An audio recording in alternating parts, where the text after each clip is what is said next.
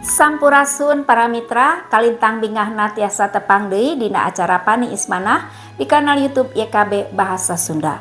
Sate acan urang ngabandungan panglenyepan dinten ieu, hayu urang neneda nyuhunkeun pingpinan Roh Suci. Hatur nuhun Gusti kumargi kadeudeuh kanyaah kasalamatan nu dilebet anjeun tos katampi ku abdi sadaya. Danget ieu abdi sadaya nyuhunkeun pingpinan Roh Suci kangge nuyun abdi sadaya dina ngalenyepan pangandika Gusti. Berkahan abdi sadaya supados tiasa ngaregepkeun sareng ngalarapkeunana dina kahirupan sadidinten.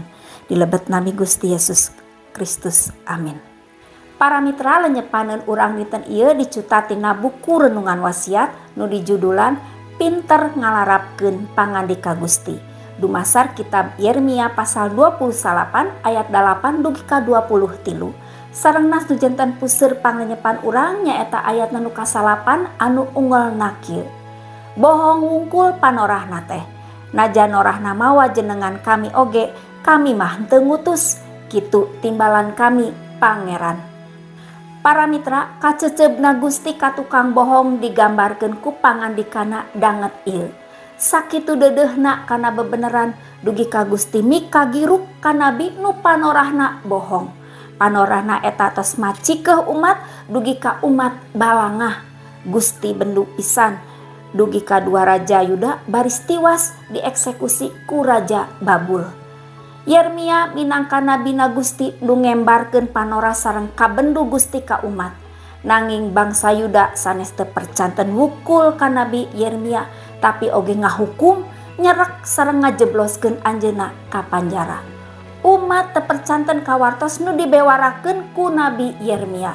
Kumargi wartosna dianggap nyinyir, cerewet. Piwedjang Nabi Yeremia dianggap sora sumbang sareng matak rawing ceuli. Pikeun bangsa Yuda, Nabi Yeremia teh sanes nabi nu mihak ka Yuda nu harita kasedek ku kakuatan Babul. Nabi Yeremia malihan langkung seueur ngabewarakeun perkawis runtagna sareng ancurna Yuda tibatan kaunggulan ngalawan Babul. Pikeun bangsa Yuda, Nabi Yeremia sanes nabi nu mihak tur nyenangkeun umat.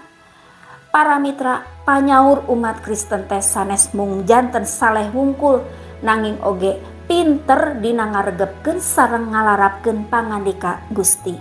Kapinteran ngarahkeun saurangan gaduh hikmah dina ngabentenkeun wawaran nu nganyenangkeun atanapi nyadarkeun, mepende atanapi ngajantenkeun caringcing waspada, matak ngabodokeun atanapi ngajantenkeun urang kritis, halusinasi atanapi ngangkat realita, mepende karohanian atanapi ngajoroan keimanan.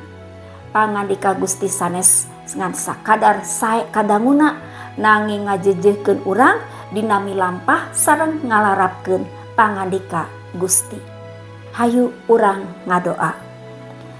Kapangersa anjeun Allah Rama dilebet Gusti Yesus Kristus, hatur nuhun kangge panglenyepan danget ieu patali peperih kanggo abdi sadaya sangkan sanes janten jalmi saleh wungkul tapi oge kedah pinter dina ngalarapkeun pangandika Gusti.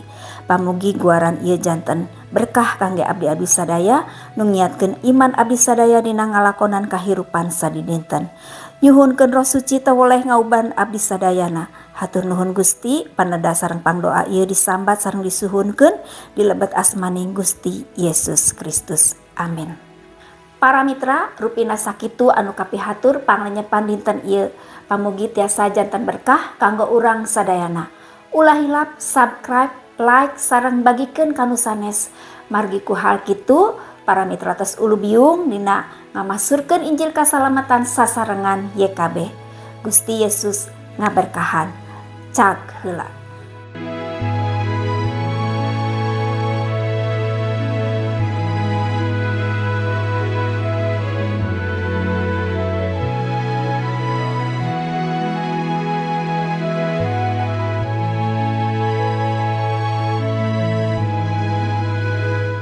Sahabat, mari dukung pelayanan dan pekabaran Injil melalui YKB dengan membagikan link acara ini kepada sebanyak mungkin orang.